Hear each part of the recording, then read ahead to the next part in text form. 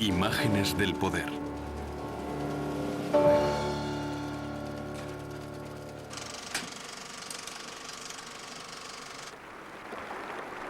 Es un tópico de la política moderna, que el aspecto que se tiene es más importante que lo que se dice, que las elecciones son ganadas ahora por los candidatos que pueden manejar el aluvión de objetivos que siguen todos sus movimientos. ¿Era diferente en los primeros días del cine?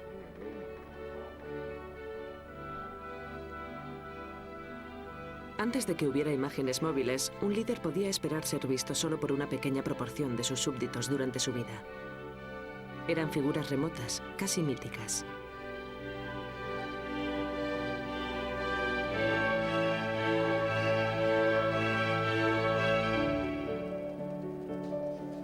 En solo una semana de emisión en el cine, millones de personas podían ver ahora satisfecha su ilusión de ver realmente a sus líderes.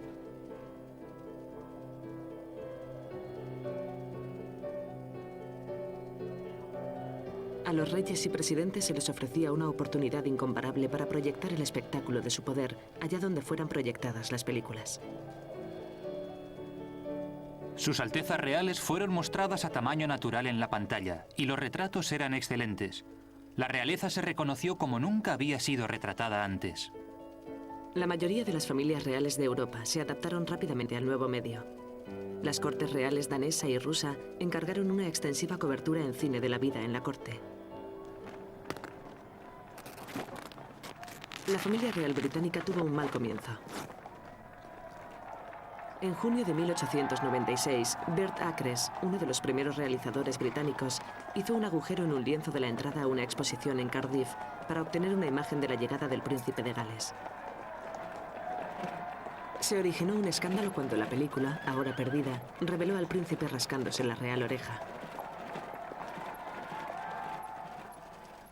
La cobertura de la visita a Dublín de la reina Victoria en 1900 fue mucho más discreta. De hecho, la reina apenas es visible. Pero 10 meses más tarde, el mismo cámara, Cecil Hepworth, fue capaz de acercarse mucho más a la acción, demasiado cerca para sentirse cómodo. Tenía una posición maravillosa para el funeral más solemne de la historia.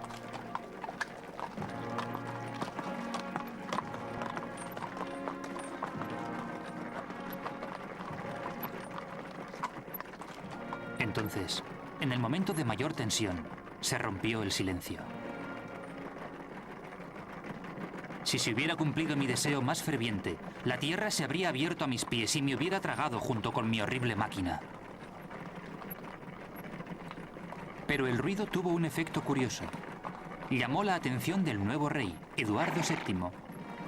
Y creo que por eso detuvo la procesión, para que la posteridad pudiera disfrutar de esta grabación cinematográfica.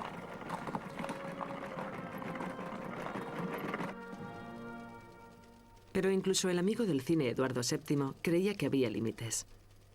Se permitió a los operadores de cámara filmar su procesión de coronación en 1902. Pero se consideró que el momento de la coronación en Westminster debía permanecer envuelto en el misterio. Sin embargo, un operador no estaba dispuesto a aceptar esta limitación.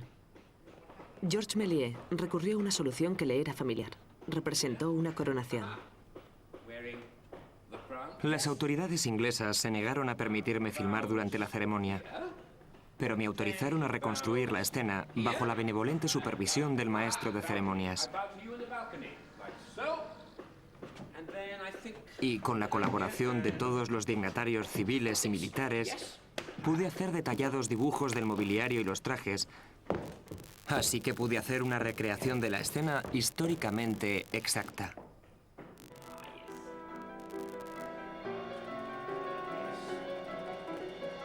Méliès procedió al interior de la abadía con imágenes reales de la procesión. Al parecer, a Eduardo VII le agradó su reconstrucción. Por tanto, Méliès se sintió herido al ser acusado. De ser un vulgar falsificador. Esto es a lo que se enfrenta nuestro inventor al haber intentado, demasiado pronto, hacer una reconstrucción, mientras el público todavía cree que si es una fotografía, debe ser real.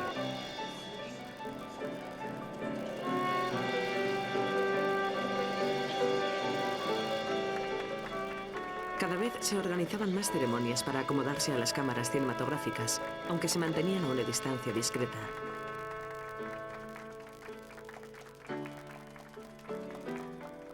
Acontecimientos como la investidura del príncipe de Gales en 1911, creada por Lloyd George, eran acontecimientos mediáticos, diseñados para enfatizar la unidad nacional, una función subrayada por la cobertura realizada en los noticiarios. La ceremonia de investidura.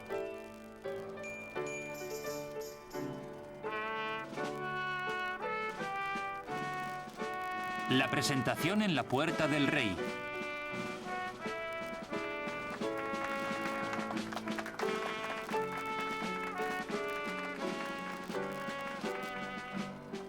Gaumont mostró el acontecimiento con subtítulos en galés e inglés. Fue la primera película bilingüe en galés e inglés.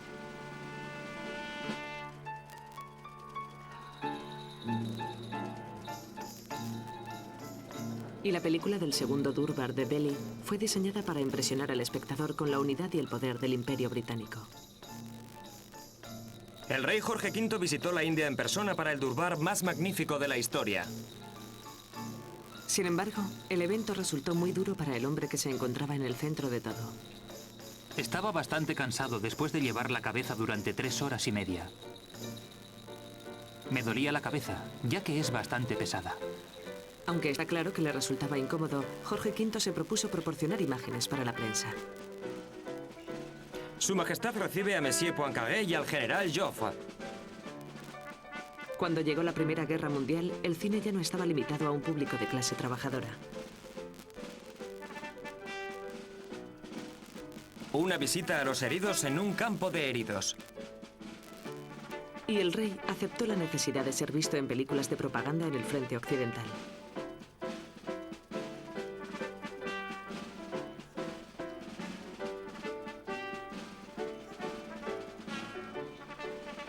Y los operadores de cámara filmaron diligentemente imágenes reales, incluso cuando no había ningún rey a la vista.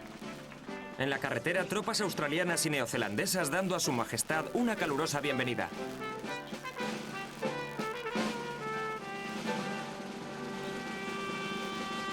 El cambio de después de 1917 a un estilo más informal ante la cámara por parte de la Casa de Windsor fue bien acogido por el público. Los miembros de la realeza se convirtieron en las estrellas de los noticiarios, al mismo tiempo que Hollywood estaba refinando su propio Star System. Su Majestad regresó al Palacio de Buckingham en julio. Las compañías de noticiarios exhibían una devoción incondicional a la familia real, haciendo lo imposible para mostrarlos de un modo favorecedor.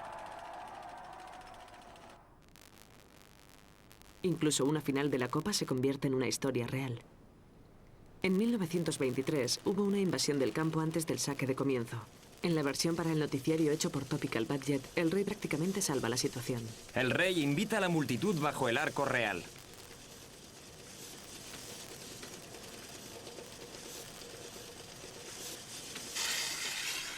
El editor introduce después otra tarjeta de subtítulos y una escena de una multitud filmada aparentemente en la presentación de la copa al final del partido.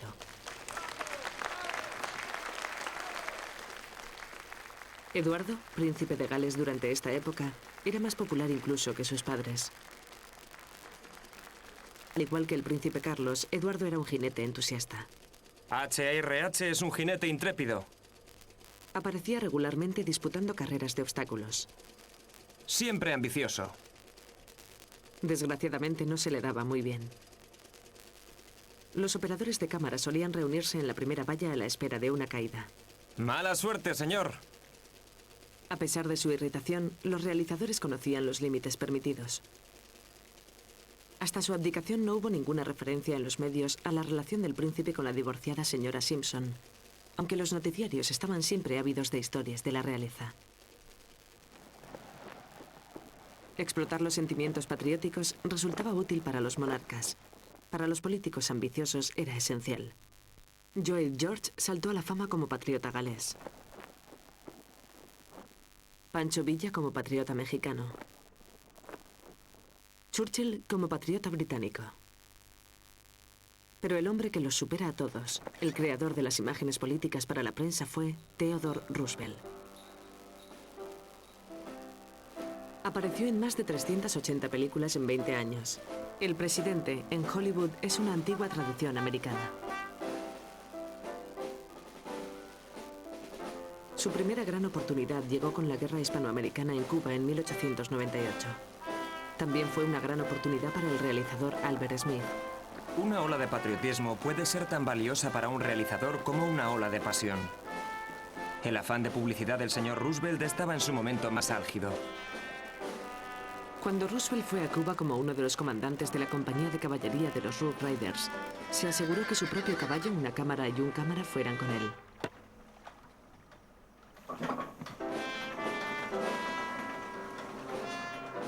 Con el sentimiento nacionalista al rojo vivo, nos dispusimos a filmar lo que la gente quería ver.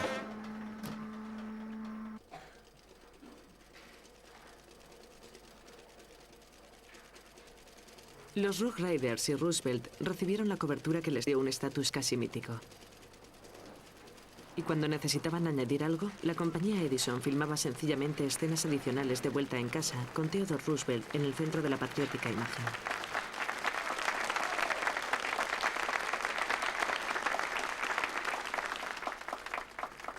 Pero a Roosevelt no todo le salía como quería. Tras su aventura con los Rough Riders, fue filmado como cazador de caza mayor. Otro operador de Edison satirizó después su manipulación de los medios. Pero eso no impidió que fuera elegido presidente 4 años más tarde. La descarada propaganda personal de Roosevelt resulta insignificante cuando se compara con la de Pancho Villa. Villa era un líder rebelde mexicano que en 1913 comenzó una guerra de guerrillas contra un régimen de derechas que había disuelto el Parlamento mexicano y se negaba a convocar nuevas elecciones. Los americanos estaban fascinados por las batallas que se libraban en su frontera. La guerra se había convertido en un deporte de espectáculo. Residentes en el lado americano observando la batalla detrás de un muro de piedra. Filmar la propia batalla era mucho más peligroso. Lo que hacían falta eran imágenes de guerra, y quién mejor para proporcionarlas que el hombre del momento, el propio Pancho Villa. La Mutual Film Corporation accede a pagar al general Pancho Villa $25.000 y el 50% de los royalties por los derechos exclusivos para filmar su campaña.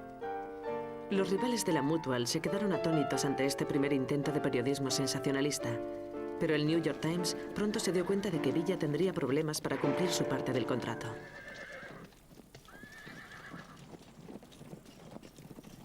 Para ser un socio provechoso en este negocio, el general Villa tendrá que hacer algo más que dejar a los cámaras hacer lo que quieran. Debe procurar que las cargas realmente interesantes se realicen cuando la luz sea buena y que una parte satisfactoria de las muertes se den dentro del encuadre de la cámara.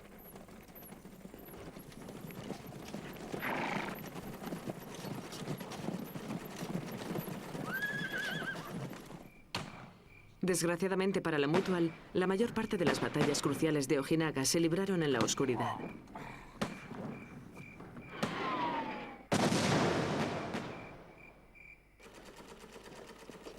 Pero el general hizo todo lo que pudo para cumplir su contrato proporcionando imágenes de sí mismo. De hecho, insistía cada vez más en que se le filmara. Su ego, ya considerable, creció durante este proceso. Finalmente, la Mutual recurrió a filmar sin película en la cámara para tener contento al gran hombre.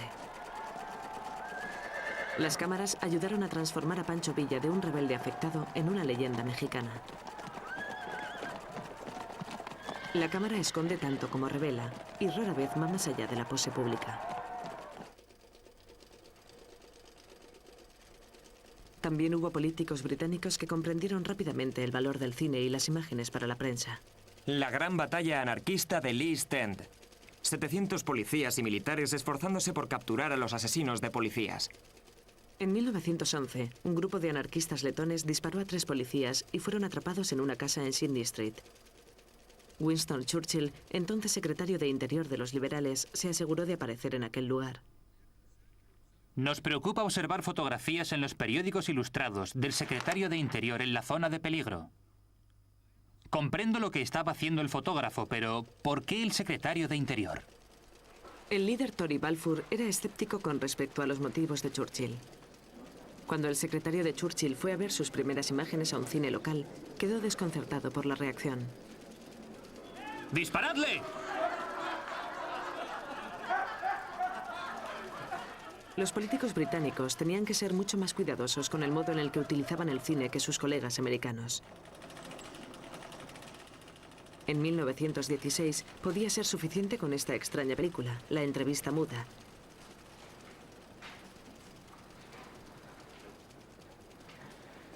Pero al cámara, Cecil Hepworth, no se le permitió realizar una toma programada en la reunión del gabinete en el número 10 de Downing Street, por miedo al ridículo. Hepworth estaba furioso. ¿Cómo se reirá la gente dentro de unos años de un dignatario que tiene miedo de ser mancillado por el contacto con el cinematógrafo? El mayor y más poderoso vehículo para la transmisión de ideas que el mundo haya creado jamás. Un político británico de esta época llevó el uso del cine más allá de los límites aceptables. David Lloyd George. Ha llegado el día del hombre corriente. Lloyd George abandonó pronto sus tempranos coqueteos con el nacionalismo galés. Aunque resultaba útil para recordar sus sencillas raíces galesas, ahora era importante llegar a un público británico más amplio que se había convertido en un asistente habitual de las salas de cine. Se retrató a sí mismo como un feliz hombre de familia. Mi idea básica es seguir adelante. En realidad estaba teniendo una serie de aventuras. No fueron reveladas por los medios de la época y no impidieron su ascenso a la cumbre. Por el momento las cosas parecen prometedoras, pero no estoy seguro del éxito.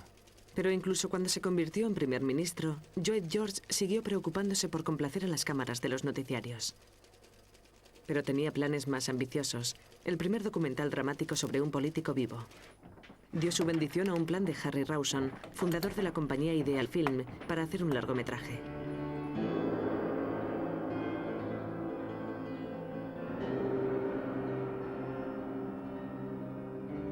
La primera rebelión contra la autoridad.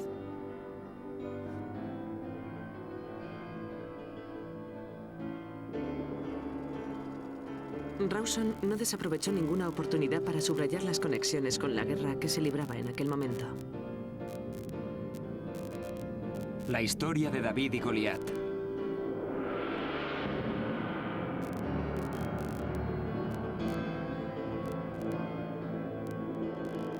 David golpeó a Goliat y le mató, pero no había ninguna espada en la mano de David. Sabiendo que su causa era justa, David se enfrentó a la violencia tiránica y la venció.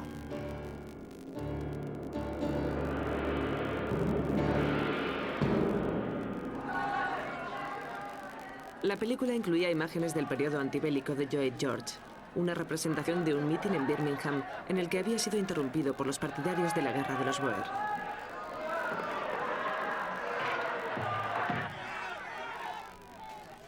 Señor Lloyd George, su vida corre peligro. Debemos sacarle de aquí disfrazado de policía.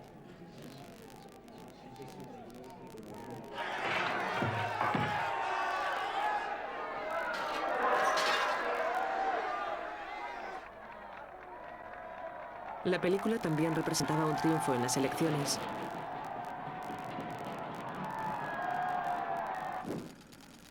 Y una visita a un frente occidental falso.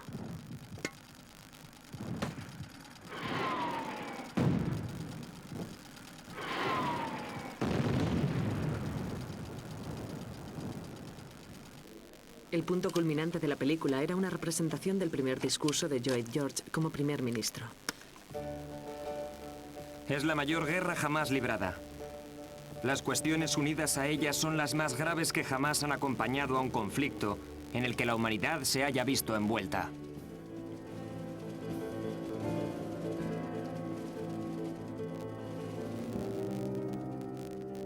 Pero en la época de la desmovilización, en 1919, el clima nacional había cambiado.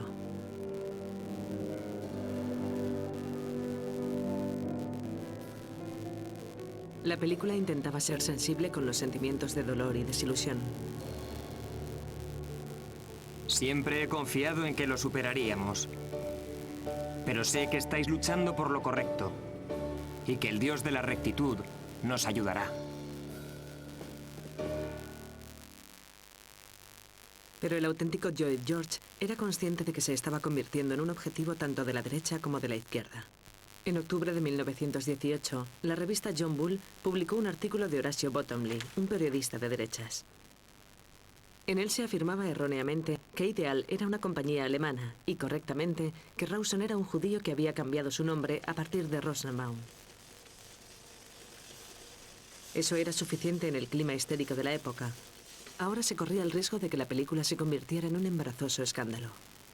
Un representante del gobierno llegó a los estudios de Ideal a finales de octubre. Entregó 20.000 libras en billetes de 1.000 y retiró los 16 rollos de La vida de David Lloyd George. La película desapareció hasta su redescubrimiento en 1994. Lloyd George tuvo que confiar en una cobertura más convencional. Festival Nacional Galés. La familia del primer ministro participa en este festival histórico, celebrado en los hermosos terrenos del castillo de Harlech. Su familia pasaba por todos los aros que se le pusieran delante, aunque su hija Meghan a veces parecía encontrar un poco difícil responder a la enésima petición de una sonrisa. Los noticiarios, entonces como ahora, se fijaban especialmente en las personalidades. Lo que Lloyd George o el príncipe de Gales estaban haciendo era más importante que la agitación política que estaba experimentando. En la recopilación del Topical Budget de 1923 no hay ninguna mención a la creciente fuerza del movimiento sindical, a las 600 huelgas de aquel año o a la liberalización de las leyes del divorcio a favor de las mujeres. El New Leader, el periódico del Partido Independiente Laborista, escribió en 1929: Siempre militarismo, patriotismo, bravuconería o deportes. Nunca internacionalismo, paz, avances científicos o alguna cuestión que pudiera elevar los niveles intelectuales y morales del pueblo. Pero podría haber sido peor, y en Alemania lo fue. Sus noticiarios estaban cada vez más dominados por un hombre, y desde 1929 en adelante, ese hombre tuvo voz en el cine. Kann ich dem untreu werden, was einem ganzen Leben Inhalt, Sinn und Zweck gegeben hat? La llegada de las películas sonoras proporcionó a los políticos todavía más oportunidades de ganar votos. Y a los que no tenían que preocuparse por ganar votos, un arma todavía más poderosa de propaganda masiva. Stalin fue interpretado a menudo por un actor. La evocadora e inquietante imagen de Lenin también era un actor.